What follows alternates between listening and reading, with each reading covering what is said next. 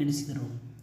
ಚಿಕ್ಕಬಳ್ಳಾಪುರ ಪ್ರಾಂತ್ಯದಲ್ಲಿ ಆವತಿ ಮೂಲಕ ಈ ಗೌಡರ ಆಳ್ವಿಕೆ ಕ್ರಿಸ್ತಶಕ 1479ರಲ್ಲಿ ಆರಂಭಗೊಂಡಿದ್ದು 1791ರವರೆಗೂ ಮುಂದುವರಿಯಿತು.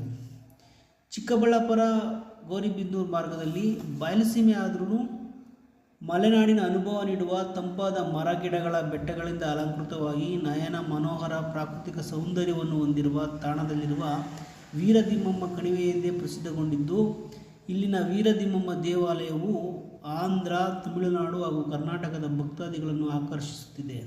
ತನ್ನದೇ ಆದ ಇತಿಹಾಸವನ್ನು ಹೊಂದಿದೆ.